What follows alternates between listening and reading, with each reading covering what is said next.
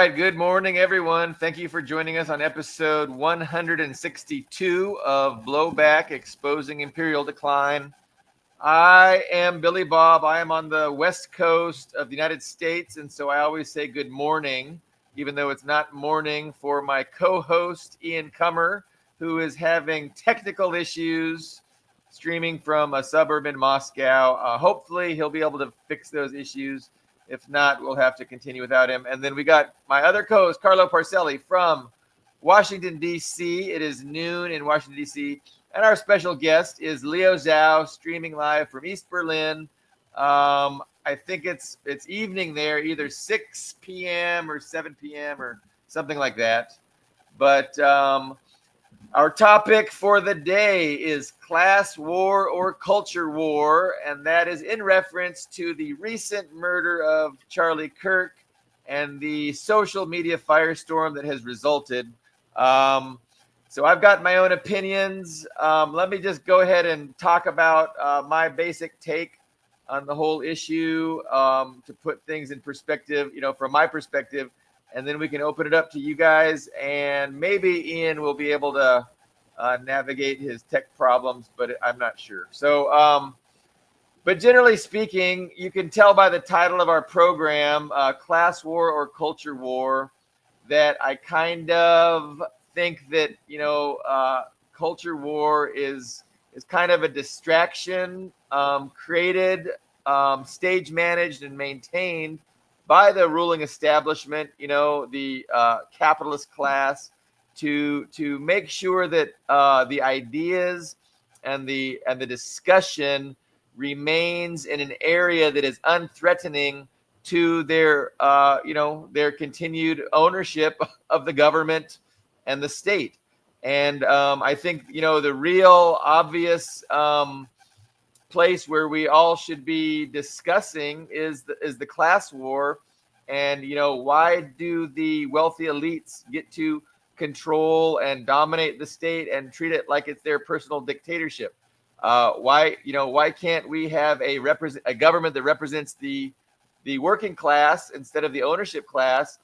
And I think a lot of these culture war issues would be solved if we had a government that was representative of the working class.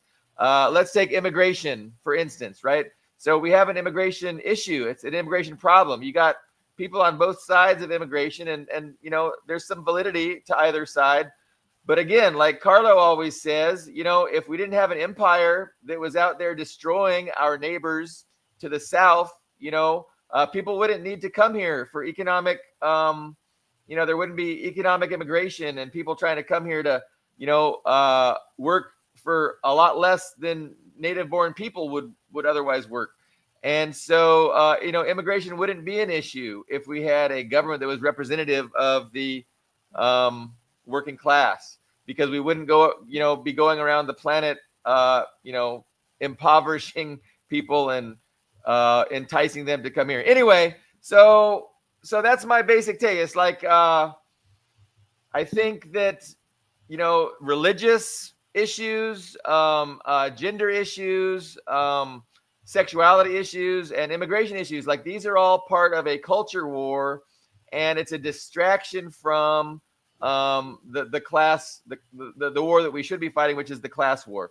And so Charlie Kirk was obviously a great proponent and he was of great utility for the ownership class, because he really was a propagandist for the culture war, and he stoked up antagonism and animosity, and he really divided the working class along culture lines.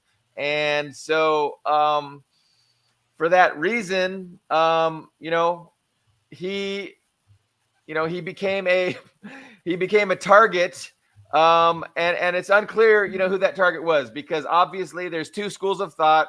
He was either a target of those people who had been using him, as a propagandist in the culture war, and some narratives say that he was about to take a stand that was not going to go over well with the people who had been using him for so long.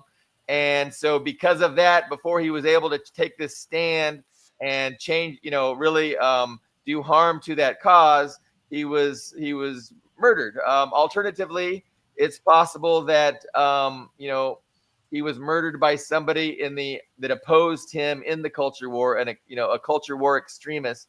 And so those are kind of the two schools of thought regarding how and why he was murdered. So I don't think we have any certainty yet, but I know you guys probably have opinions on everything I just rambled about. Yeah, first of all, can I just add that the entire concept, the conflation of the replacement of class war with the culture war, is based on a much larger philosophical framework, right? Which defines freedom as only individual and defines democracy as only individual. I mean, freedom is individual cultural expression of your lifestyle and not, economic mobility, which is reserved for the property owners. Everyone knows that you can get rich. The only way, basically, these days to get rich is not through work; is through ownership. And culturally speaking, defining democracy as each individual gets a vote, right? But that's not. I mean, that's only a tiny part of democracy. The actual meaning is, as a collective, a people decide on what to do with their labor, with their production, with their resources, with their trade, with what they do, right? When was the last time an U.S. American citizen was asked about what to do with U.S. Petroleum, or what to do with U.S. trade? You know, none of those things matter. And of course, the election itself is a complete fraud because it's all bought and paid for by the richest buyers. The politicians are bought by the richest donors. So yeah, just wanted to add that. So a lot of great points. The idea of freedom, the concept of freedom, and the concept of democracy. These things are bastardized in the West, and they've been co-opted and manipulated.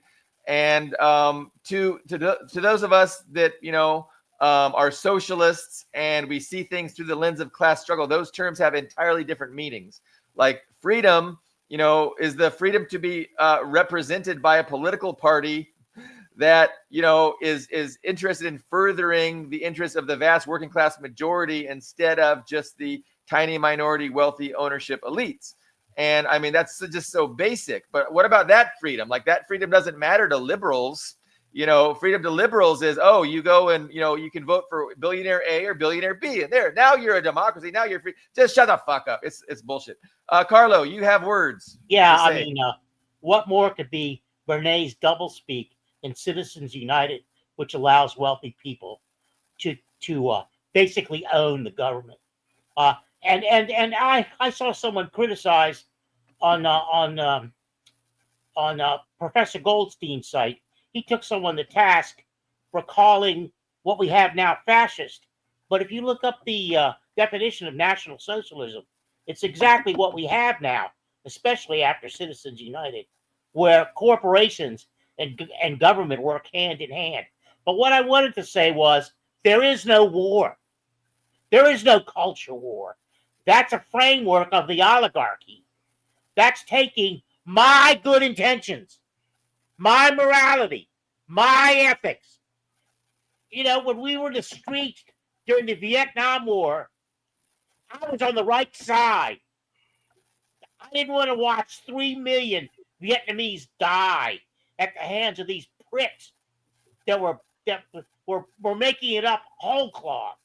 And so what it is, it's a way, it's a method. Using the word war is a way of equalizing the two sides. They're not equal. I'm the moral one. They're not. And that can't be an ethical one. And that can't be forgotten. If you forget that, then nothing else matters. Nothing else matters. So, okay. I just wanted to say that. Look, it's just bullshit. This notion of war. There's no war. I have no weapons. All I But have I is mean, my good there's intentions. My people on the altruism. other side. Another word that they belittled a few years ago. Altruism. It's bad to have altruism. Empathy. Now they're going after the word empathy. It's bad to have empathy for people. Everybody, they all think they come out of this fucking Ayn Rand libertarian bullshit.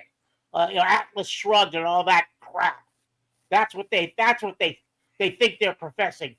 And that's the side they're on, and it's immoral and it's murderous. I just wanted to say that's the side I of the mean, murderers, the side of the killers. There's no there's war. I'm cultural not at war with conservatives. anybody. Cultural conservatives who are religious, they believe in God, and they would say that they're the ones that have morality on their side, and that they oppose things like the transgender movement, and they oppose and they have takes on immigration. So I mean, the thing is, I mean, they say they have the same strong beliefs that they are right and they are moral that you do, and No, I they think don't. this. No, they don't. They don't have the same beliefs. They don't have the. Everything you mentioned was oppressive. Everything they believe is oppression. Oppression is not what I'm about. I'm Right. ethically different. If you want, I'm ethically superior to them, far superior, and they Yeah. can go fuck themselves if they think No. that their beliefs are strong or backed up. How many people do you have to hear who are very conversant in the Bible point out to them that what they're talking about is absolute horseshit? It's not, and don't get me started on Jesus, please. I mean, for them Well, to I wasn't have those saying you positions guys have is the same completely beliefs. I was it's just completely saying that antithetical to what their big hero Jesus well, professed. both of you Don't, guys think don't that you're tell me that's morally in any way, correct. shape, another side of a war. Yeah. That's just a bunch of people who are ignorant and violent and murderers. That's all it is. A black kid was just found hanged from a tree at a university, at a small black college university. That's what these people are about. They want to deny that when you look at the FBI figures themselves, that most of the violent crime, politically oriented, is committed by white males. So Jesus Carlo, fucking Christ, what more do you need? can I say anything or so? No. Okay. Don't So give them any credit. They don't have any credit. well, okay. That's what I'm I not wanted sure. That leads me to my second question I have for you. The question I have for you is your article was interesting. I found no fault with it, but you have no solution to the problem when you're dealing with people that are so corrupted in their thinking, have no that how are you going to do that? I would love to hear how you're going to bring them into the fold of class struggle. Okay. So no, I appreciate a moment to speak. So I think that you misunderstood what I was saying, perhaps, and you really didn't. I mean, again, you were talking for a long time, but you weren't really, engaging with anything I said. So my point, and I do want you to engage with my point, but I mean, hopefully you can. So my point is that they feel that they are morally superior and that you are morally inferior. And I'm not saying anybody's right. I'm saying they believe that as strongly as you believe that you are morally superior. No, they don't. Okay. They don't. You've got to be able to parse these things, Billy Bob. Otherwise, you're never going to speak to human nature. You got to be able to parse right from wrong, good from evil. So again, Carlo, let me try one more time. I'm not engaged in saying any side is right or any side is wrong. I mean, I have my opinions. What I'm saying is they think they are right just as strongly as you think you are right, and they think you are wrong just as strongly as you think they are wrong. But actions, I'm not talking about they think. They can't think. They're against critical thinking. They're against learning. You Carlo, what? Carlo, you are proving yourself to be a quite powerful culture warrior. No, I'm not. I'm Yes, you not a are. culture warrior. Yes, I you are. have no power. You're fighting the culture war right now with No, your I'm not. voice. I'm not fighting a With culture your war. voice. I'm doing the basic parsing of good and evil. You can look at their actions. Their actions are oppressive. Yeah, I've been an they oppressor. are evil, and you are good, and you must crush them, or you must, defeat them. I mean, Crush them. I won't defeat them. that's a They will war. never be defeated. You want to, That's but what you want to. that's the point I'm trying to make with Billy Bob. You are There's just painting all conservatives and Republicans as like mass murderers and lynchers of black it people depends on their and act. bad It people. They depends on are their actions. uneducated. They are It depends on their stupid and actions. uneducated and dishonest. Immoral. And everything's wrong with the USA is the Republicans, is the cultural right. I didn't say That's that. what you're I saying. didn't use the word Republican. You threw that in. Okay, It's conservatives, cultural conservatives, no, not cultural conservatives. Christian. It's not that. I mean, when you don't have any cultural conservatives. Okay, who are What you you talking about? have is you have an oligarchy that has taken what the left used to have and turned it on its head. That's what Steve Bannon said he's going to do, and Okay, that's so what who he's done. are you talking about when you said they have no conscience, they don't believe in morality, they are evil? We're talking about good and evil. Who's they? Who are you talking about? I'm talking about people that oppress other people. Okay, Oppression. okay. Hey guys. Ian, Moving on the move. that's a better connection. Yes. Well, I just switched my phone. I mean, I was just fidgeting with my computer forever, and I sorry about that.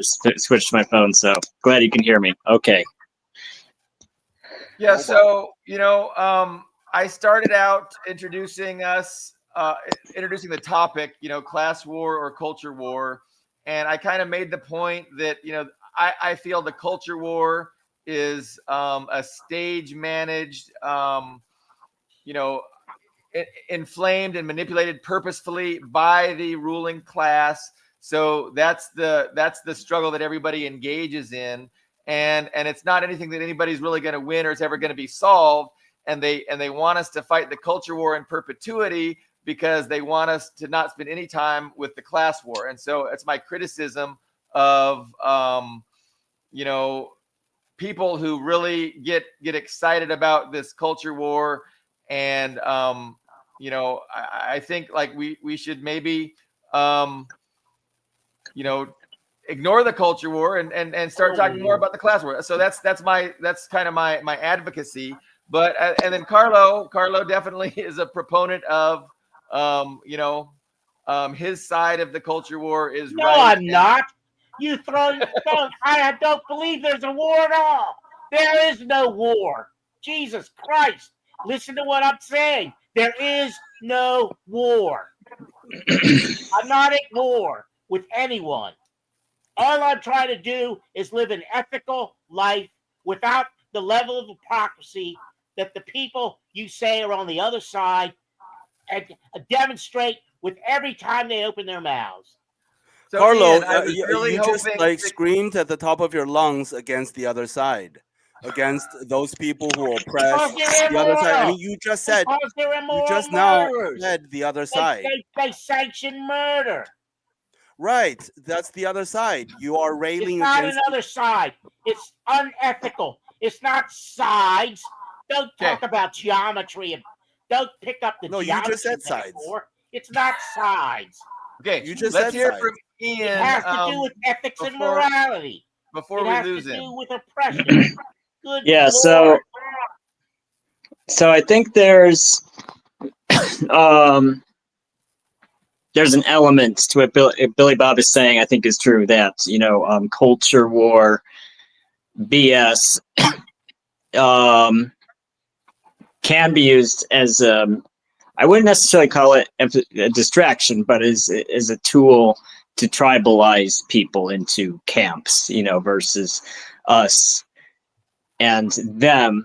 However, I would also point out that there is an organic factor to it, that people are inherently tribalistic, and that culture is largely there to divide us between us and them. So even if there's when there's no top down, even if there wasn't any top down influence on perpetuating culture war, people would still naturally do it. I mean, look at Ukraine. I mean, you can see there's top down influence on separating Ukraine and Russia, differentiating them. But there's also a natural tendency to do that, right? There's this dispute about history, about culture, about language, which we can say is woke. I mean, it is woke. I mean, it's just like, well, we're going to argue about what dialect you talk in. That's pretty woke, if you ask me. But there is a human tendency to do that. I mean, if we even look at circumcision, right? Who's circumcised, who's not circumcised. I mean, I mean, why did people do that? Because it separates your tribe from other tribes. It's hygienic. And you're talking about bandwagon. Well, you're talking about Nazis. Ancient, Christ. Israelites didn't do circumcision because it was hygienic. God, Nazis in Ukraine. Jesus Christ. So, hey, Ian, I think that is absolutely true. Obviously, there is a what was the term you used? Organic. There's an organic tendency for people to behave in a tribalistic way. I think even I forget. I saw the son of Parenti, Christian Parenti. Christian Parenti was talking about the Articles of Confederation. One of the founding fathers was talking with some of the other founding fathers in this discourse, and they were concerned that democracy was going to be dangerous for their interests as oligarchs. And I forget who it was telling them, hey, don't worry, like we're gonna let the men vote, the landowning men vote, but we don't have to worry that that they will vote to take away our right as property owners, because not only is there this organic tendency to divide themselves, but we can also manipulate that tendency, and so from the very beginning, they were concerned that this democracy thing might get carried away, and their interests, their privileges would be on the chopping block.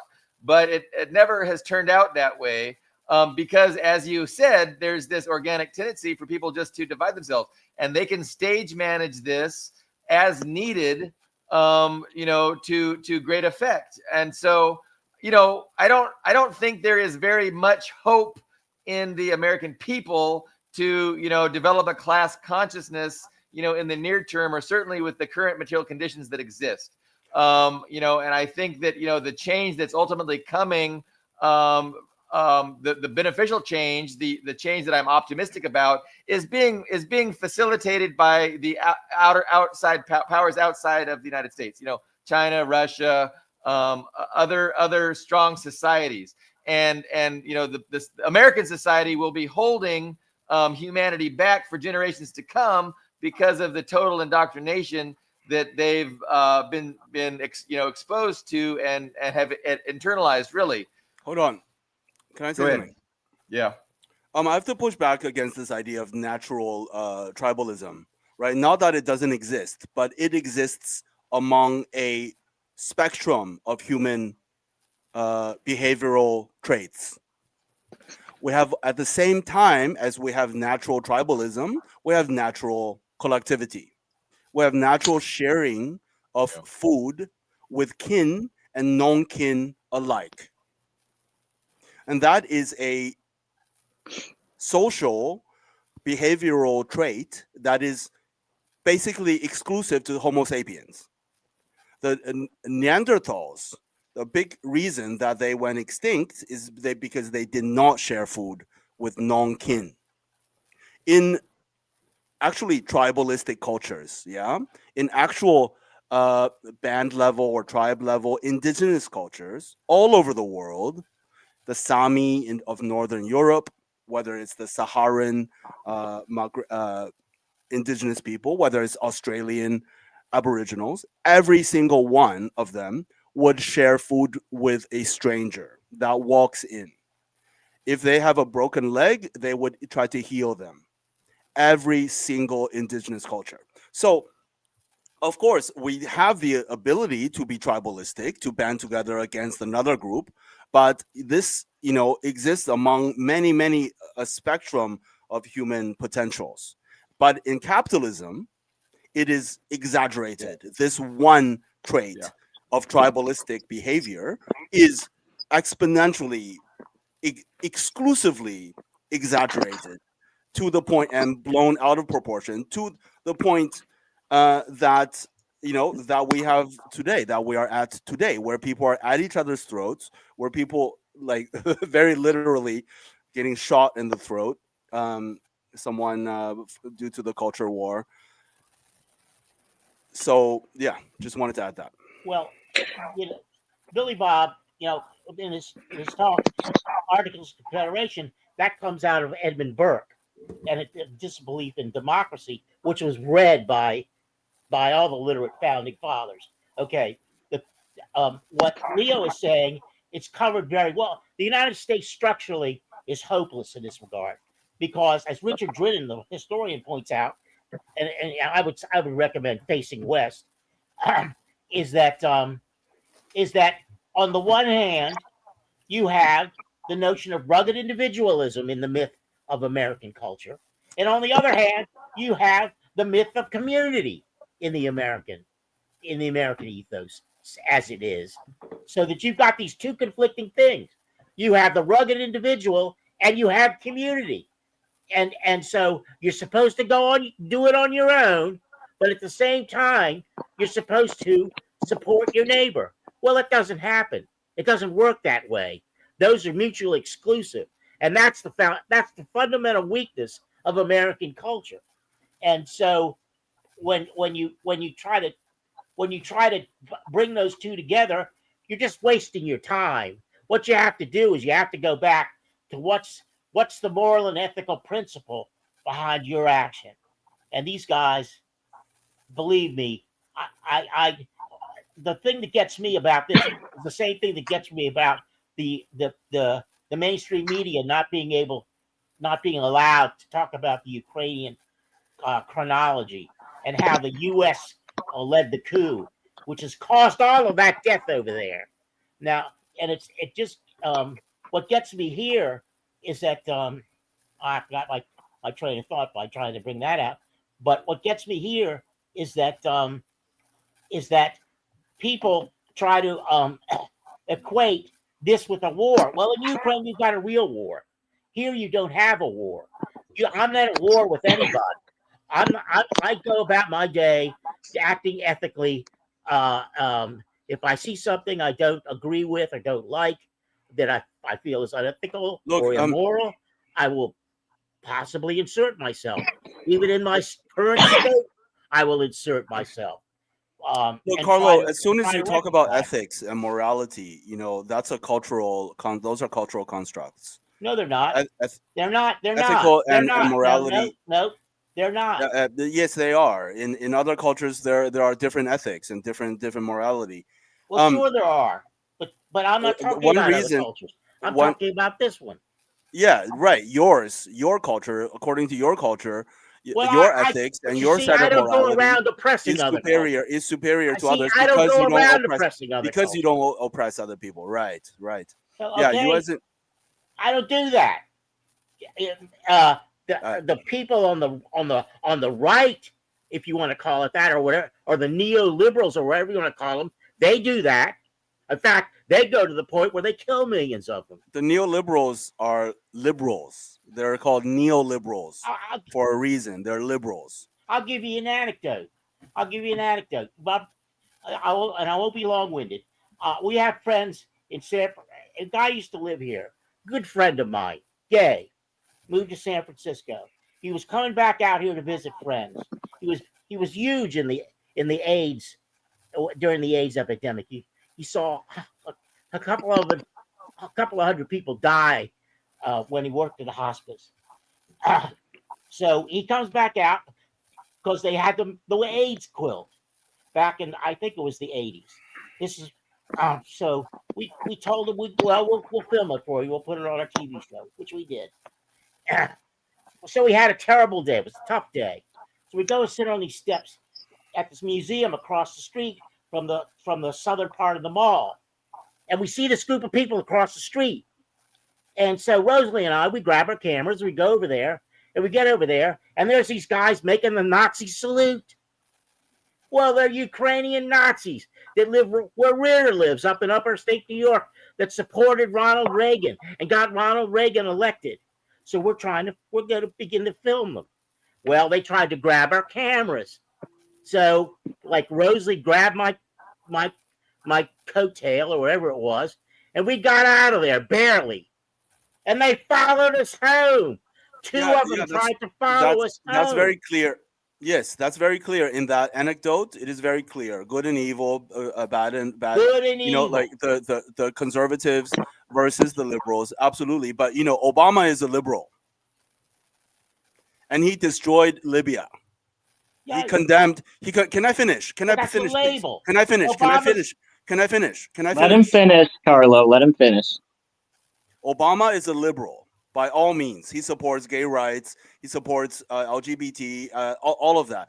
Yet he condemned millions of people to horrendous deaths in Libya. He condemned millions of Africans from to a fate of poverty, of perpetual underdevelopment, chaos. Bush. No, Bush is not a liberal. But, you know, like we can go at it all day, advocates right? everything that Obama does. You know, the U.S. government is the number of gays in the U.S. government here in Washington is enormous. You got to go to any club, you will see congressmen and senators in the gay clubs. Yeah, who come out against gay rights when they vote on legislation. They're dancing in the gay clubs. I mean, that negates everything that they do. Obama's a dog. Well, we can see that. Fuck what he says about. I don't care what he says about gay rights. If you have somebody that immoral, then what he says is negated. It has no ethical value. None. Right. Obama has no ethical value. None. We all know. Shit. We all know, and we can see that the culture war rages more intense than ever these days. And I would posit that the primary reason for the intensity of the culture war is because Carlo, let him speak. No, this is absurd. The whole discussion's reached a level of stupidity here. This is stupid. I just told you how you parse it. It has nothing to do with war. Who's at war? There's always wars, conflict. There's always going to be conflict, Carlo. Cultural conflict. The conflict was not initiated by the people who have an ethical position on these matters. It was not initiated by them. They had Carlo, not everybody agrees with you. Some people think they're very ethical, but they don't agree with you. I mean, I think most people don't think I'm a bad guy and I'm deliberately a bad guy. They know they're bad guys. No. They're very Nobody conscious of it. Who thinks they're a bad guy? Who wakes up in the morning and says, I'm a bad guy, I'm going to deliberately be bad? You're exaggerating the position. Communists and people who have Joseph Stalin. Well, yeah, communists. Yeah, right. Yeah. Every day I wake up. Now you're making a kind of a satire, parody about what I'm talking about. That's of no use to anybody. You can do that all you want. I don't give a fuck. But it has no use. What I'm talking about is extra constitutional ethics and morality. I mean, it has nothing to do with what's down on paper. Nothing. It's there. It's in human nature. I mean, Leo just pointed out one aspect of it: sharing food in tribal cultures. That's an ethical thing to do. I mean, what are the Israelis doing now in Gaza? Are they sharing food? That's No, they're imperative. starving people. Yeah, yeah, That's yeah. a clear Yeah. example of what I'm talking about, boys. Jesus Yeah. Christ. I can't believe this. We're having this conversation. I Yeah. think we've lost the plots a little bit. So how about I get a little back on track? So we're talking about the culture war. We're talking, I think it's kind of a U.S. centric. You dropped that. So what I was term. saying, what I was trying to say is that the primary reason I would say that the cultural differences, the issues of abortion and gay rights, and all of these issues are taking front seat or in front of the camera are so blown out of proportion, are so intense with a special passionate intensity, right? These issues of race, of gender, race and gender are so intense, passionately intense, because the real conflict is taken off of the menu, or the real choices, the real conflict is not being fought. The real war is not being fought. The real war of, you know, real freedom, freedom from worrying about rent. That's real freedom, according to us. We Marxists say that the freedom to not stress about paying rent, that's the primary freedom, right? And that freedom is not being fought for by the working class, right? So and things are going wrong because the bourgeoisie has won the country of the USA completely, and the real war cannot be waged, or there's no way to wage it. And so people displace their anxieties about economics, about their ability to fucking pay rent and afford food. They are displacing all of that contention, all of that anger and discontent onto these cultural issues, and they are blaming the other side for the failure to provide people with fucking healthcare, with rent, with affordable rent, right, with things like this. And so that's, I would say, the primary reason why the ethical, moral conflicts, cultural conflicts are so intense. But it does seem that the establishment is interested in ramping up the culture war, in intensifying the culture war, and getting people really, really riled up about it. Like, it seems like there's an obvious, overt effort to do that. And I mean, there's could be a million reasons for it. I mean, they want us divided. I'm wondering if they're really thinking about doing some kind of a redrawing of the United States borders, where you have multiple countries. Honestly, I saw Trump tweet a geographic implication in one of his tweets. He talked about Washington. He's like, Washington D.C. is not happy with what they're doing in California or something. And he didn't talk about Republicans. He didn't talk about his administration. He used the term Washington, and which is the first time I've seen an actual reference to geography, which makes me think that there's some kind of an idea to change the current geography of the United States in some way. But who knows? I'm really speculating out on a limb, but it did cross my mind. So yeah, culture war, class war. Where exactly do we want to take this discussion? Also, do we want to speculate about who killed Charlie Kirk and why? There's a lot of discussion on the internet. No, not really on that one. Okay. So, but Ian, what do you want to focus on? Well, I'd say I think everyone here knows I'm kind of a skeptic of democracy. The reason why, because you have democracy, direct democracy, in a lot of different cultures. But if you look at whether it's Russia or classical Greek city-states, or whoever you look at, there's a tendency for these places to get less not more or less democratic as time goes on. And the reason why is democracy really is not a workable system. You know, there's this idea that we can find this sweet spot of choice without collapsing the system.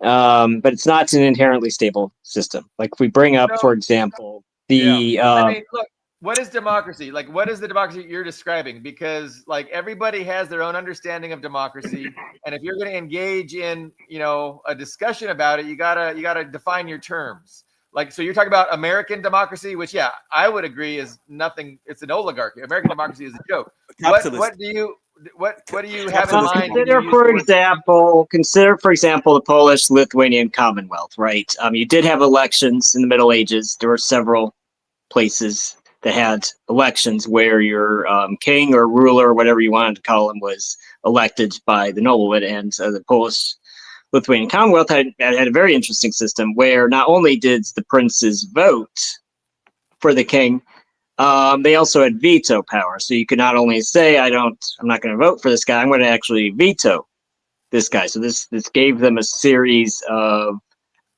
they had a similar, maybe even worse problem as the Holy Roman Empire. They just could not get a strong leader because the strong leaders tend to have people who don't like him.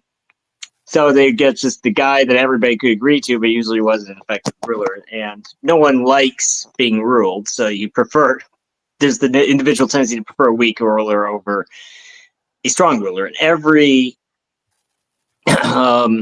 And so you ask the question, which democratic system I'm referring to, and I'd say actually all of them have this problem. Now, the USA, I will say the USA, after that hiccup with the Articles of Confederacy, once we established the U.S. this constitutional republic, as we like to call it, it's a very resilient.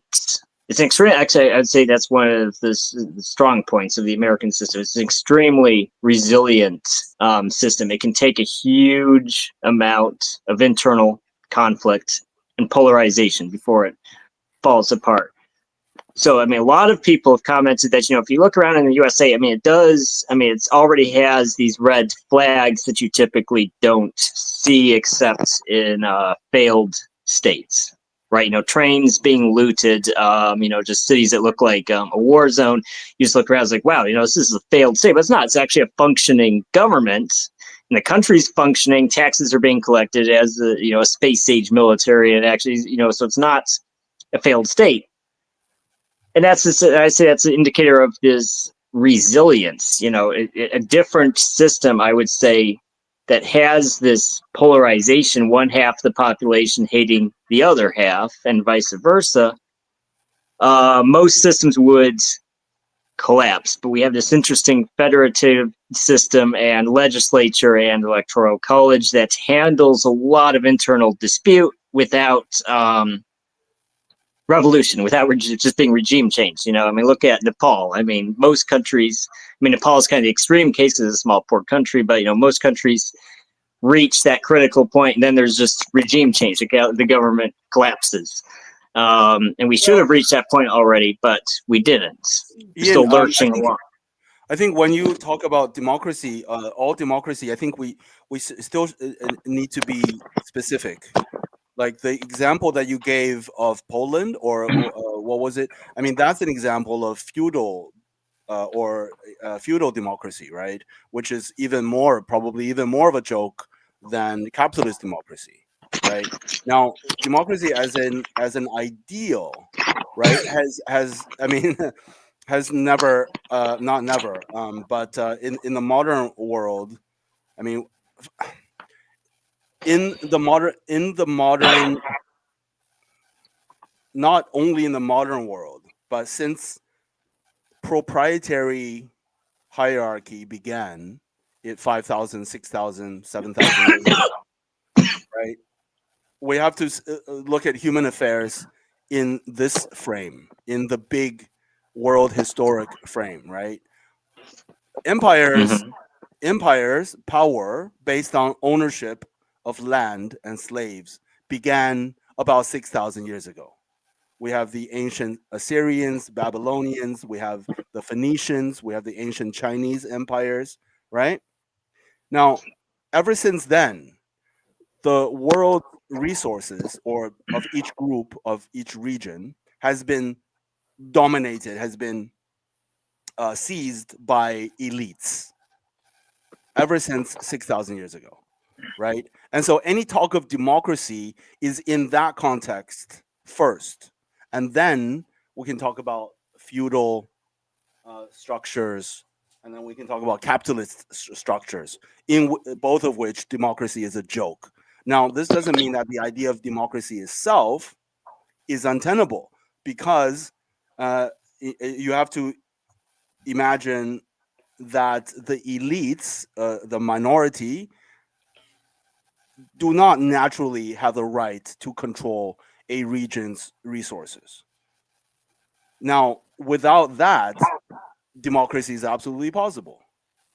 And is it possible to move beyond a few elites controlling all of the resources of a country, of an entire geographic region?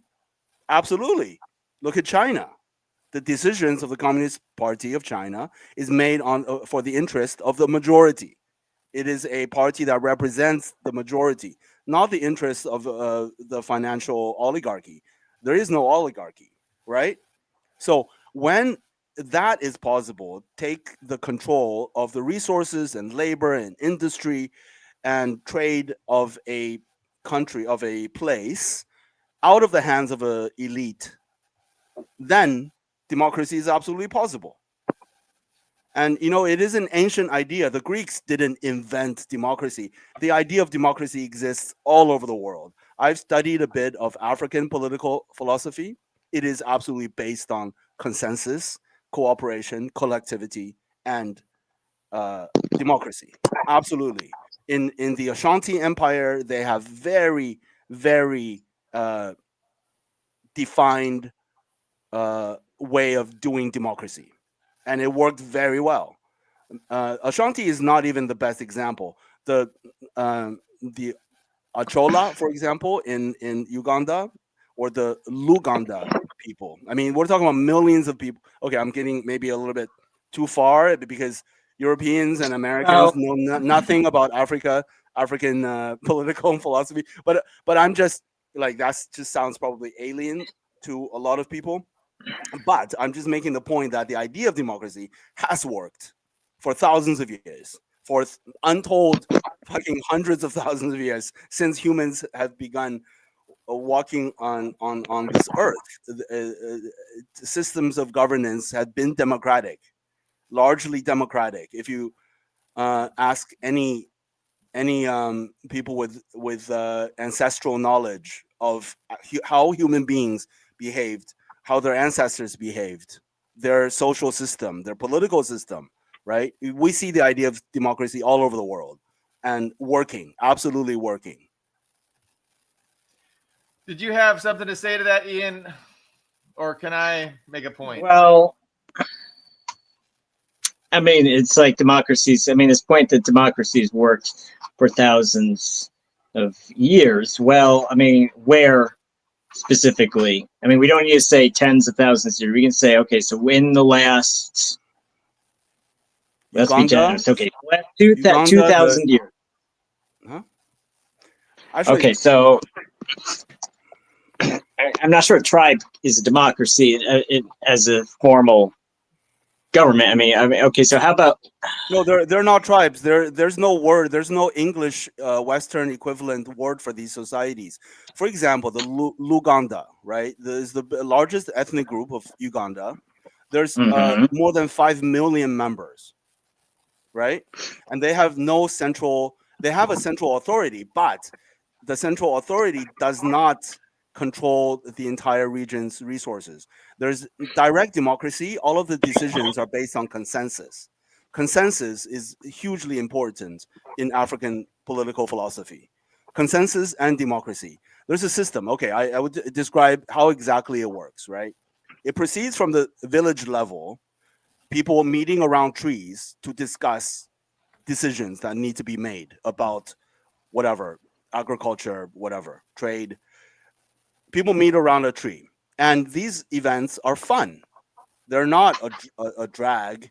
Is people meet and they laugh and they talk for as long as it is necessary. They are, until people reach a consensus, and then there are representatives that bring that consensus to, some sort of central authority, and the central authority are comprised of elders who do not want power, and they have no power besides helping people resolve conflicts, resolve uh, their issues, and making decisions, right? And they take all of the uh, consensus decisions from all of the smaller villages, from all the villages, and together they make a decision. So can I weigh in? I think what we're the kind of the discussion that you guys are having.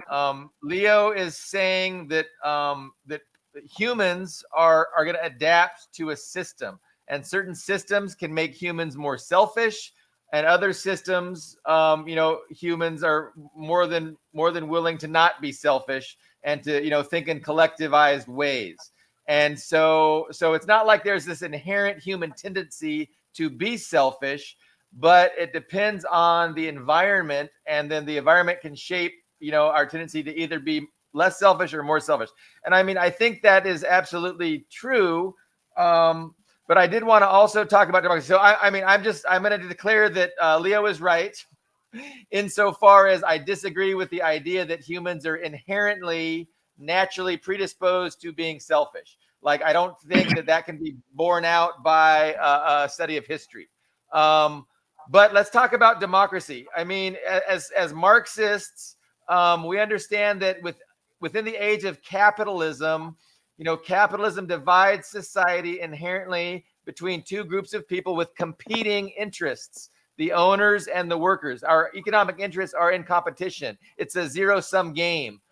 More profit for the owners means less wages for the workers, and vice versa. But it's more than that. It's also, more political representation by the workers comes directly at the expense of political representation by the owners. And so, Stalin and Lenin made clear that in the age of capitalism, there is no such thing as democracy. You either have a dictatorship of the oligarchy, of the ownership class, the capitalists, or you have a dictatorship of the proletariat. And when you are when you control the government, when you control the state, and you're either the representative of the proletarian people, or you're representative of the ownership class, you cannot just the closest thing that you have to democracy and to power in the hands of the people is proletarian dictatorship. That's the closest that we can come under capitalism to democracy. So this is a point that Stalin makes. And what we have in the United States is a capitalist dictatorship. It's the dictatorship of those with capital. And it's a million miles away from anything called true democracy. But again, true democracy is utopian. I agree with MK on that. At least, given the current material conditions, given the current circumstances, given the current human evolution that we have, China is the most democratic form of government we can have. They're a proletarian democracy. They they discipline and regulate the capitalist class, and they subordinate the capitalist class to the interests of the masses.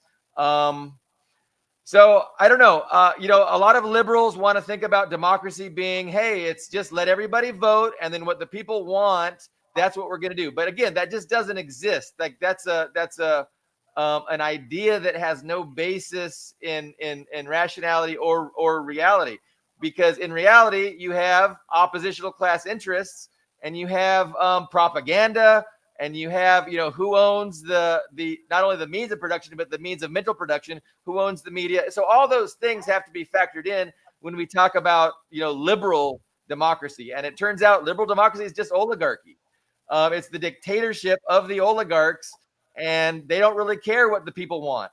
And so what they want to divide the people, right? They want to set the people at each other's throats so they can have a free hand to pursue what is really what they're really interested in doing. So right now, again, the West is really interested in maintaining global hegemony, defeating China, defeating Russia. And so I don't know, can that explain the heightened sense of culture war that is permeating the West? I mean, it doesn't seem accidental. Things are happening simultaneously in Europe and the United States. The culture war is really, really ramping up, and you see elites and the politicians funding these things. Did you see what Elon Musk said about the British? There was a big British rally opposing immigration, and Elon Musk said something really crazy. I mean, I forget exactly what it was, but he's from South Africa, right? He's a fucking colonist, is a South African, racist, and he was just championing the right in Britain, who were saying, "Hey, get these immigrants out. This is Britain for Britons. We don't want any of these immigrants." And Elon Musk was right there. Yeah, we don't want those immigrants. That fucking, I mean, it was so disgusting.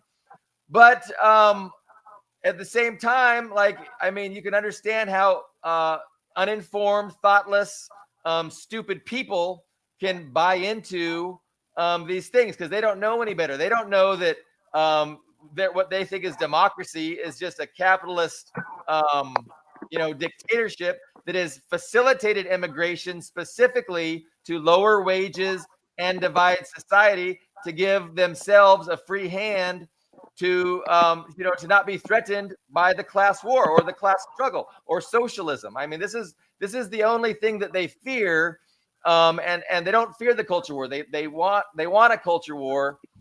Anyway, I rambled for a long time there. Well, okay, so I think what everybody here is talking about is consensus, right? People want, when a government, whether it's people who met around a tree or it's a central government. I mean, you could even have a dictator who has the consensus of the majority of the population. What people want is consensus, and it's possible to have a consensus through votes and elections, but elections do not. I think the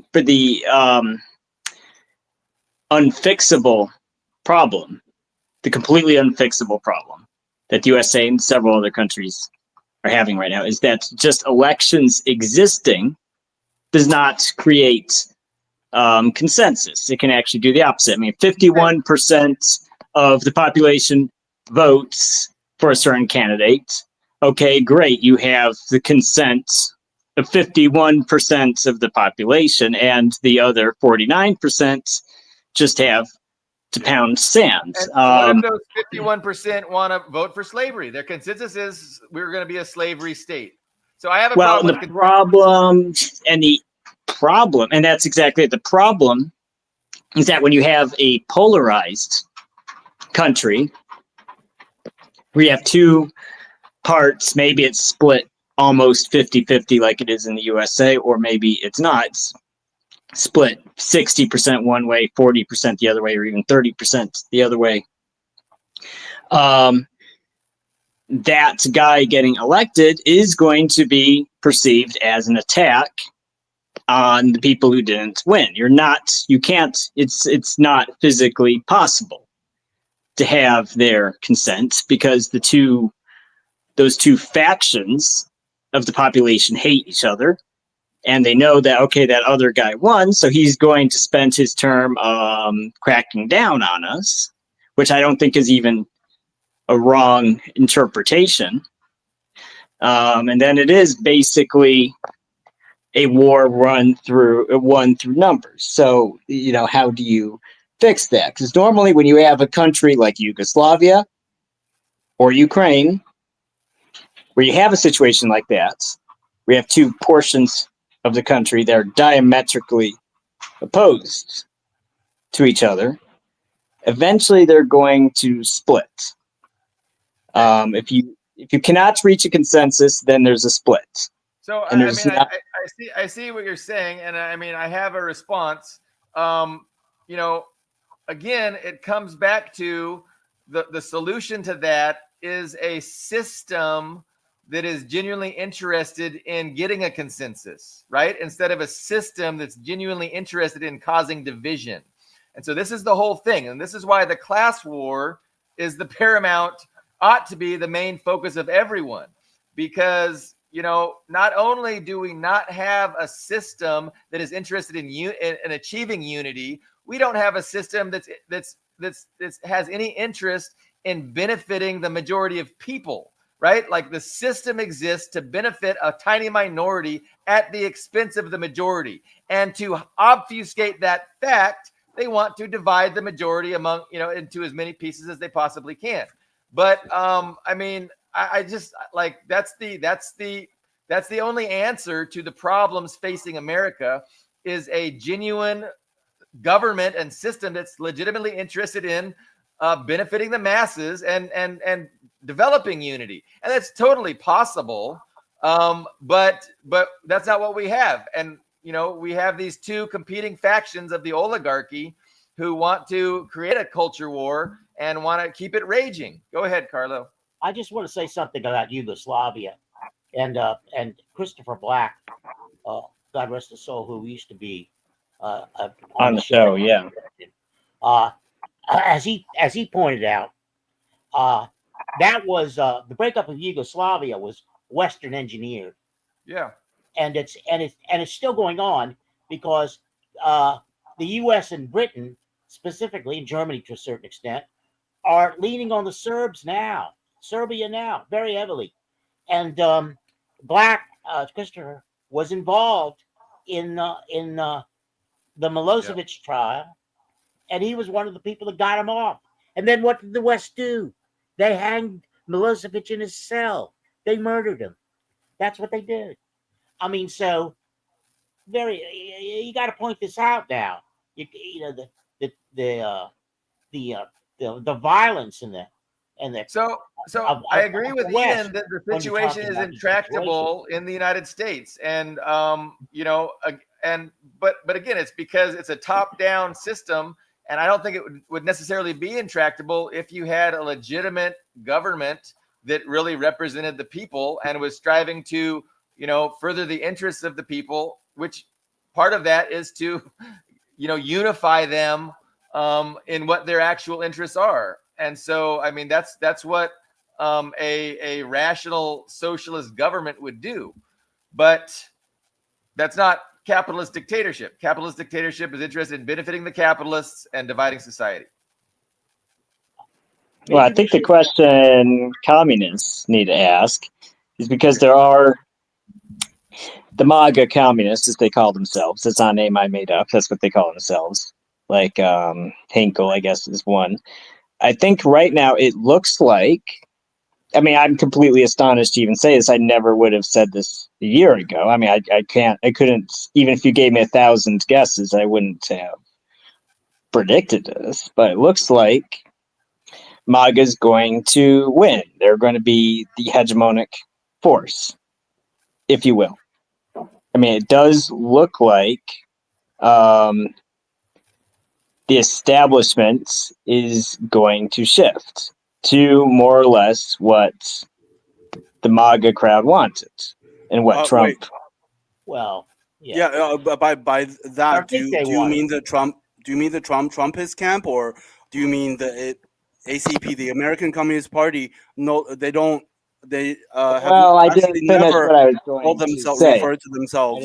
They have never really referred to themselves as MAGA communists. That's I mean, I didn't finish what I was going to say. Yeah, I didn't finish what that was a meme. That was a meme, and it does make sense because they want. Can I finish what I was going to say? Let me ask my question. Yeah, so, sure.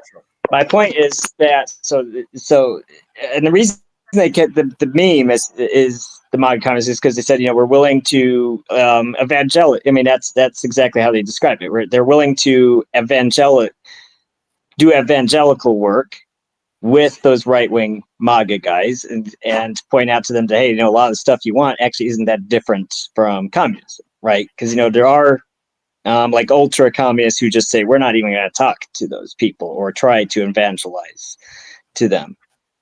So I think and I bring up those guys because I think that's it's very likely that's a new hegemony in the USA now. I think you're going to have, the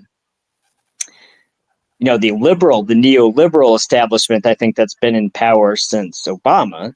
It has come to an end, and now you have a new establishment. You have that's more or less what Trump campaigned on. So I think the question that I want to pose to you guys is that is that to the is that a group that you can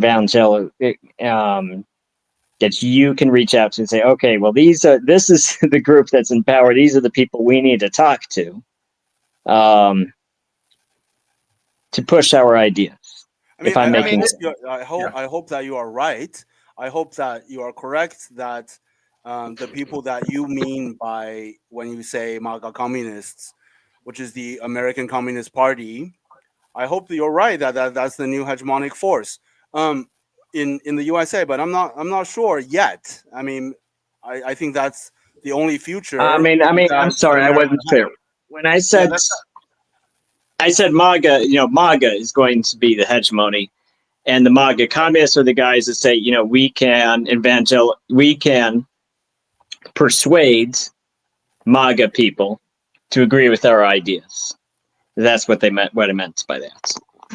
So, Yeah, I think I Ian's think- saying that in the general culture war that has been taking place, the liberals versus the conservatives, the Democrats versus the Republicans, the Trumpistas versus the bipartisan coalition against him. Trump seems to be winning out, and there seems to be a shift in the overall what ideas have cultural hegemony. So you see a retreat from transgender Olympics. You see a retreat from certain liberal positions that were being pushed really hard, and that Trump pushed back against. And now Ian's just pointing out how it seems that the conservatives are more of the hegemonic culture these days. And so I do agree with him that there's this shift, and of course a lot of it has to do with Trump being the president, winning the presidency. But it's not only a cause, it's also a result of this shift in culture. But again, what is the point of engaging in a close scrutinization of the culture war? It's like nothing really has changed. The culture war is changing, and it ebbs and flows, but ultimately it's the same class in power, and it's just like I don't know. It's just kind of a topic that is not as interesting to me, and it's a distraction from the central thing. But again, in our society, the central thing never gets talked about, right? The most important thing is never discussed, and all that is always discussed is the culture war bullshit. And that's just, it's striking to me. The cultural stuff is a distinction without a difference. Look, these people that we're talking about, Inkle or the hairy guy, what's his name? Oz. Oz, right. They're in it for themselves. They're just as much a venture capitalist as anybody is. It's obvious. Yeah, they can win over the MAGA people. I watched Haas brag about going among the MAGA people and talking to them, but he didn't mention that he was a communist. He mentioned at the end he was a communist, and then they go, "Oh, well, I have to think about what I told you." The people didn't want to. No, and so to Ian's question, I think an outreach to the hegemonic MAGA people is just as important as it is to outreach to the liberals. In my opinion, they're both confused. They're both entirely incorrect and misperceiving reality, and they need to be educated. And that's the only way to, to make change, progress, to achieve lasting, necessary improvement in our society, is to educate people and let them know, hey, this is what's going on and this is why it's going on. Yeah, and until we get upset about that and do something about that, we're going to be caught up in this stage-managed back and forth with the culture war bullshit. Now, Carlo makes an interesting point that the culture war you can't really extract it entirely from the class struggle. And I think there is some truth to that. And I think Todd had a point to make about that early on. And he was like, what would we put as Martin Luther King, right? So actual the legislation, civil rights movement, like, is that culture war or class war? I mean, you could say that that's culture war. Is it bullshit? Absolutely not. So that's an instance where the culture war wasn't bullshit. I mean, I guess you could parse that and say, well, it was really a class war. But that gets into Carlos' thing, is there's no distinction between the two. That was racism and bigotry. It's funny, yes. That was that you could see. Look at statistics. You still can look at the statistics. African Americans are oppressed. It has nothing to do with culture. Jeez. So what do you guys think about? I mean, am I wrong to make a hard distinction between a class struggle and a cultural struggle? Are they really just the same thing? What do you guys think? No, they're interrelated, of course, and they shape each other. The class war shapes the culture war. That's we have to get that relationship correct. They are not on equal footing. One largely produces the other and shapes the other. Look at the governor. Look at the governor of Idaho. I mean, excuse me, Utah, with this shooting. We should probably go back. I gotta the killing of Kirk. We should probably. But look what he said. He said he hoped it wasn't somebody from Utah. What he meant was he hoped it wasn't a white person. And I watched black person after black person pick up on that.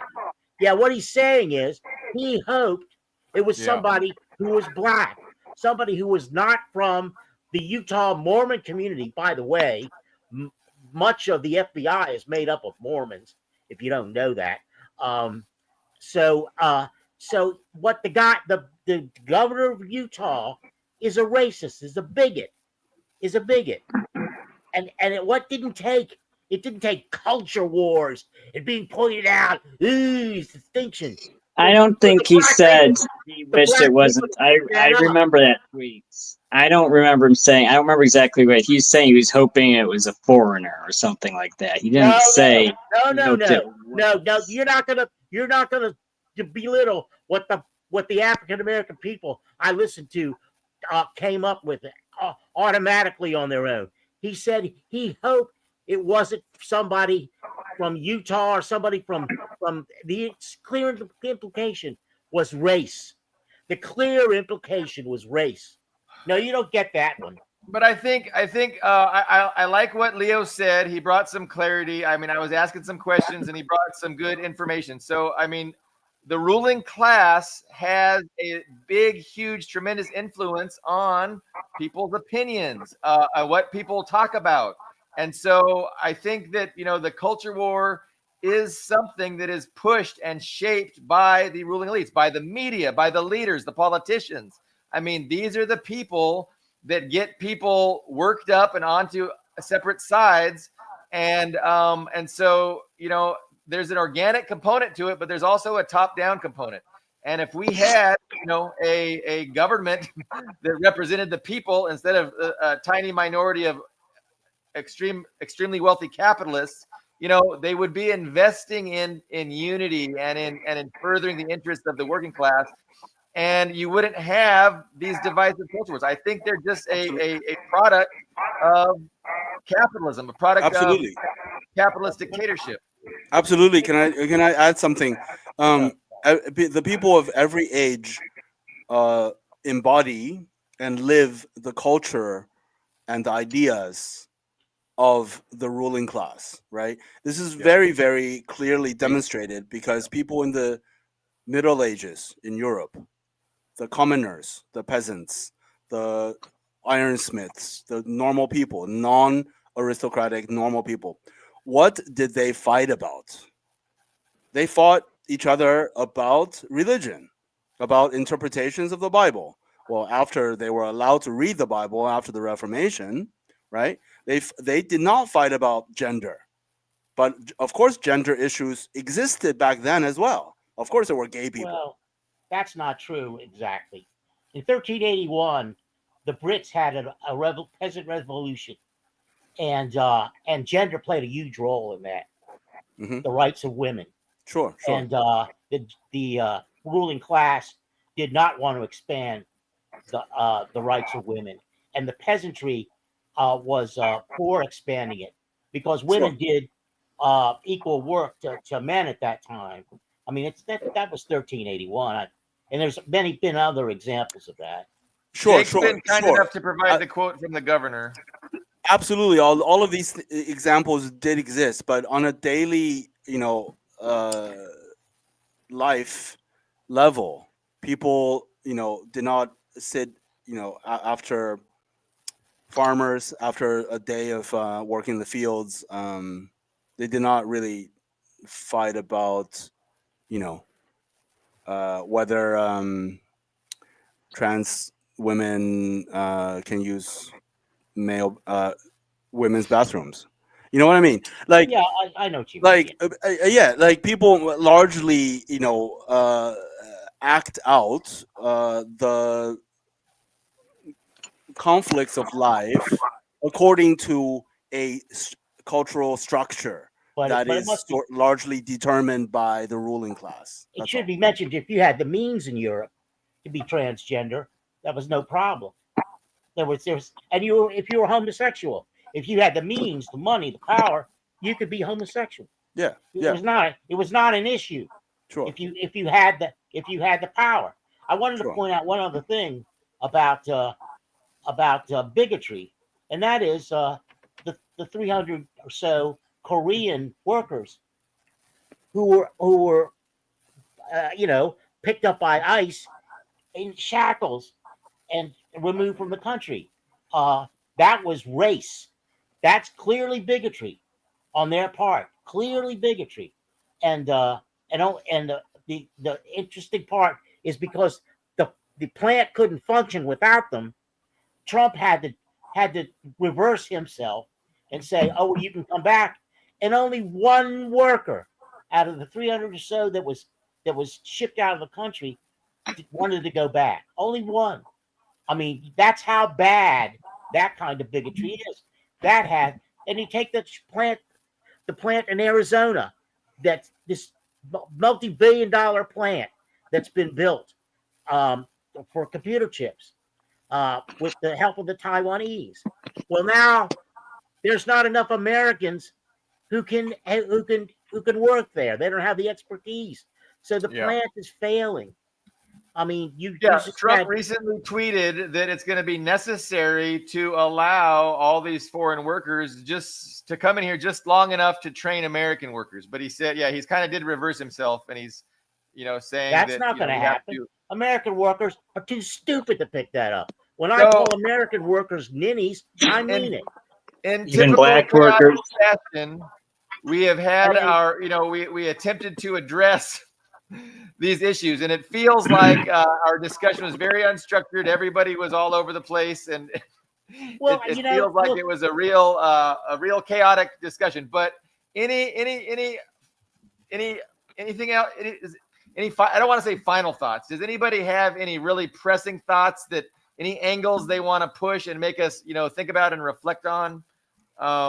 I mean, I think I've beat the dead horse with my perspective. I want to say we don't get anybody watching this show. Very few people bother to watch it because your niche is not the majority niche. It's not even close. Because when you talk about the differences between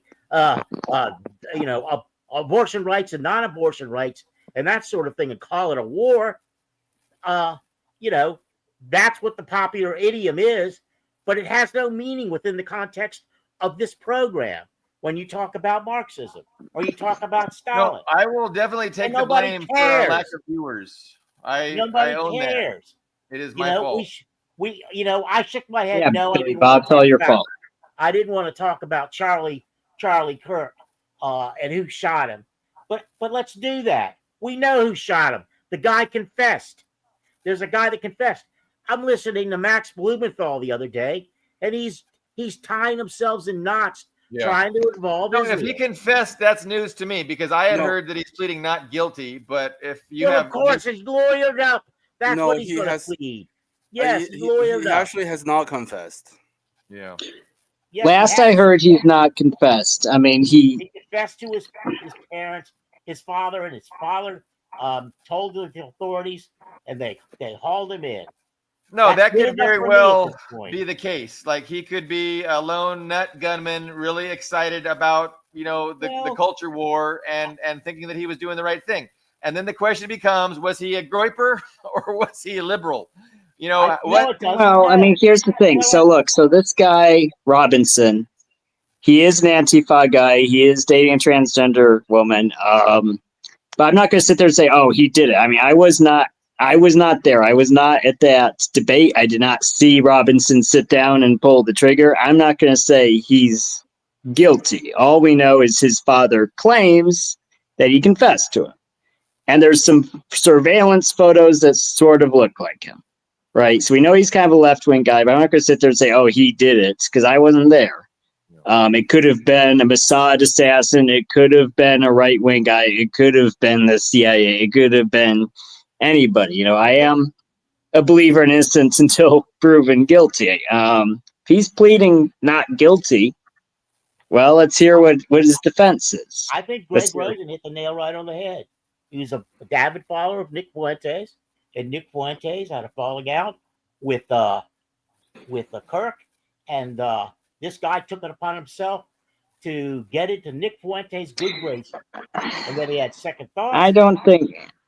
And I mean, they're pushing the Groiper angle really hard, but I know actual Groipers on online, and they did make fun of Charlie Kirk for loving Israel, being pro-Jewish, and all this stuff. They didn't like him, but they didn't call for his death, and they didn't dance on his grave afterwards. Well, So I don't think it was. That has nothing to do with it, Robinson's state. Well, how has it nothing to do with it? It how has does that have nothing to nothing do with to do his with state it? of mind. I mean, Nothing. because He confessed. He confessed. I So dealt with a what- guy the other day who tried to compare him to Lee Harvey Oswald. What did Oswald say when he was leaving the jail in Dallas? "I'm a patsy." Yeah. Did Robinson say that? No. Guys, what about the hip? So one thing that really does upset me is the outrage from the right wing at leftists. I don't know. These labels are just create more confusion.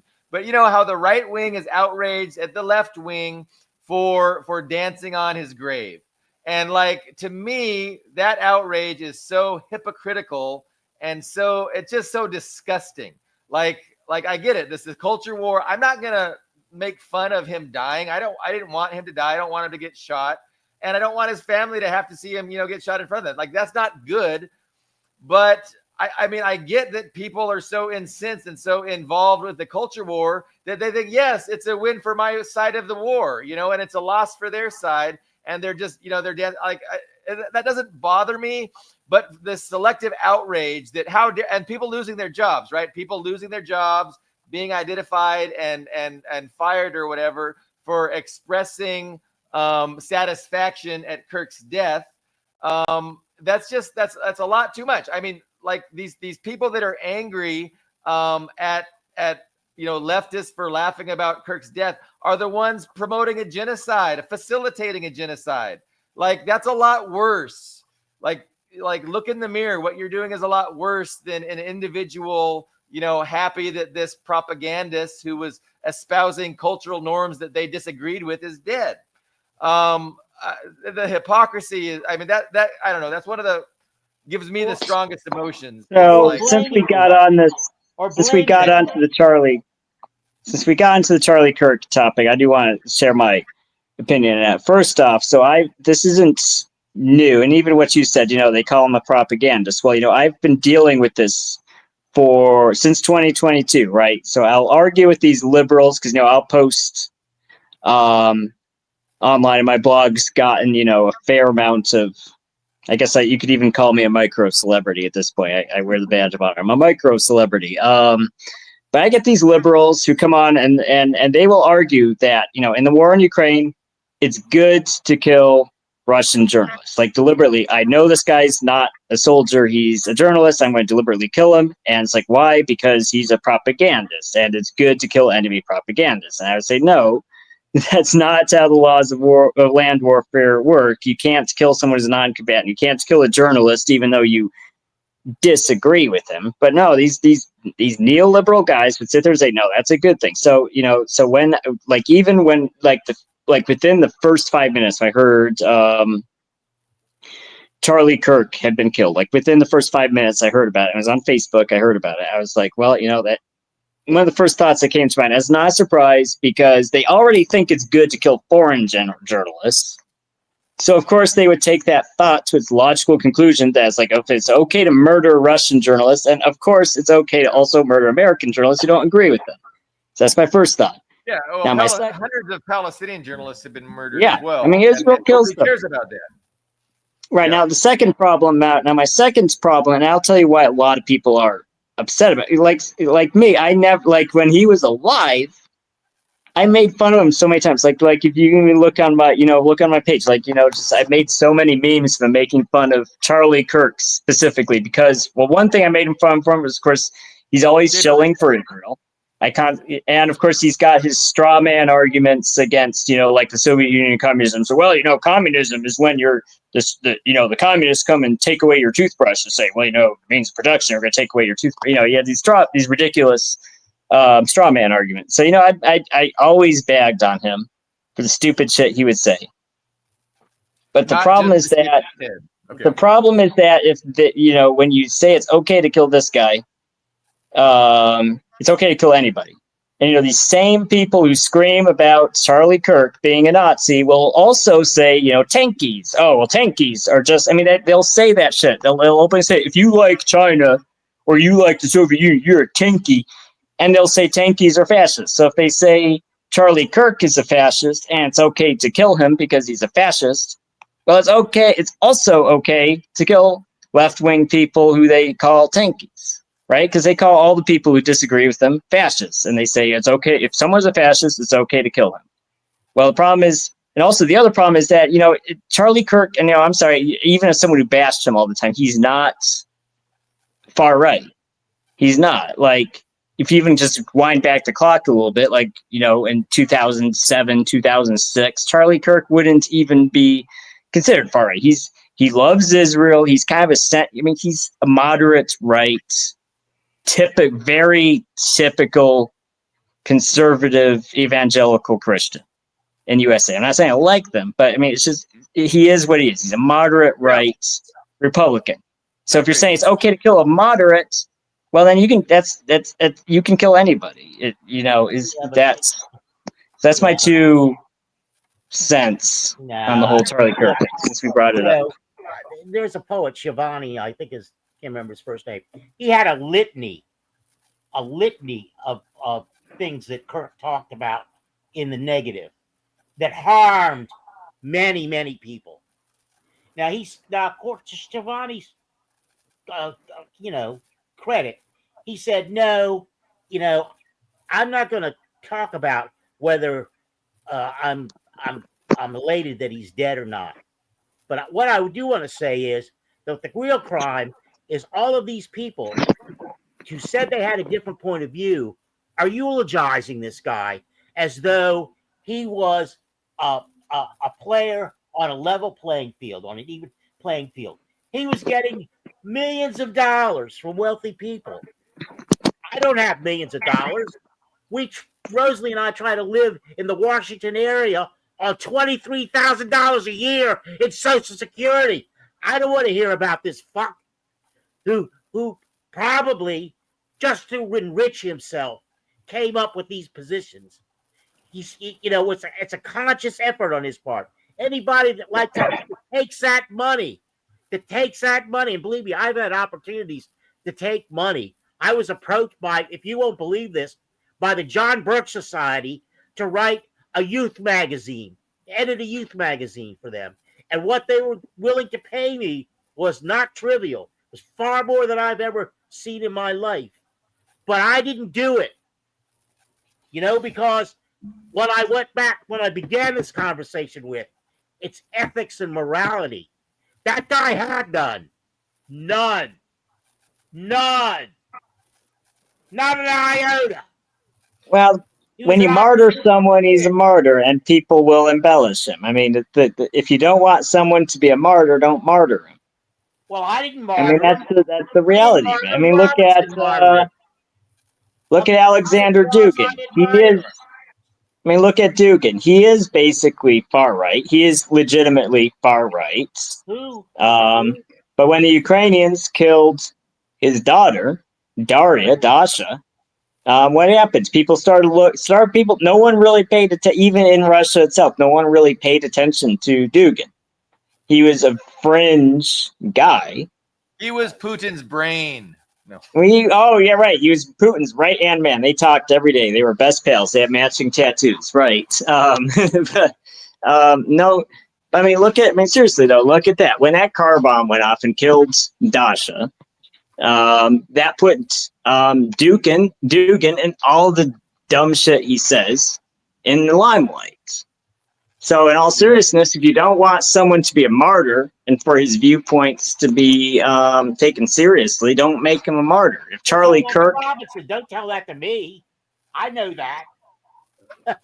I'm just saying that. I mean, of course, people are going to utilize him because at the end of the day, as much as I made fun of Charlie Kirk, he was sitting there debating people. It's like, hey, debate me, bro. You can say it was self. I mean, sure, it was self-serving, and he was doing it for clicks and for exposure. But at the end of the day, he sat down and said, if you disagree with me, come and debate me. Well, And someone pulled a bullet at him. I didn't know who Kirk was until he was killed. I went and looked him up. I saw undergraduates at college pick him apart factually. He was a liar, a career liar. These 20 Well, at the end of the day, knew more than he knew about anything. You just admitted that, Ian, about 3 minutes ago. Jeez, good Lord, people. You're talking about ethics and morality here. Yeah, no, I mean, there's a such thing as conservative ethics and morality, and Christian conservatives have their own understanding of ethics and morality. This was the point that we were arguing. Those are not ethics and morality. It's not ethics and morality. I have a whole family in Cleveland, Ohio, dozens of cousins who have gone from Catholicism to evangelical Christians. They have no ethics and morality. None. And we don't. And I mean, I don't know how that furthers the discussion. I mean, I'm telling you that of course they do have their own understanding of these concepts, and they're different than your understanding. But if after a year you have 90 it's like you're refusing to deal with that reality. You'll be lucky. You have no conversation. You're not getting anywhere. You're speeding your gums. You're spinning your wheels, or whatever the cliche is. You're not getting anywhere. Obviously, we've been doing this now for 170 shows or something. Nothing. There's no response. Okay. You got to think about that for a second. That should give you pause, because there are people out there who talk shit, who don't know squat, who get 50,000 hits, 100,000 hits on their shows. Yeah. So again, I don't know what that has to do with the price of tea in China, and also, it does. It has everything. I'll go ahead and mute Carlo just because I'm running out of blood sugar. But I don't know why you're refusing to address the fact that other people that disagree with you on the other side of the culture war, again, they have their own concept of morality, of ethics, and just because, and you can't even let me talk. It's like, it's crazy, and until you're able to engage with that reality, it's pointless. That's a reality that needs to be engaged with.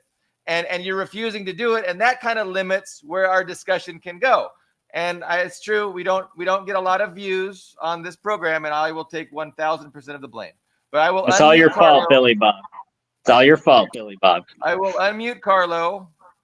And that's all I wanted to say on that Sure, topic. it's all And his fault. You know, we're going to talk about communism and Stalin. Nobody's listening. fair, More people- fair. Many more people listen to Jackson Hinkle and than listen to this. Many more. He All gets right, all I suited up. appreciate He goes to Europe. He you guys goes to joining me, Moscow. talking Okay, guys. about current events. We'll have to vote Billy Bob off his own show that he hosts and creates every time. You've been voted off the island, Billy Bob. Well, it Sorry. used to be my show, and I did it alone, mostly on African issues, and I got more views. It was Okay, just guys. There Thank you you go. for joining us. Doing the I hope we research. didn't delay your project too much. It's been fun. It's been real, but it hasn't been real fun. Oh yeah, I know. Tell you guys All right. Next Take care, time. guys. next Okay. time we will win. Yeah, right. Okay, bye. Okay, bye. Gee.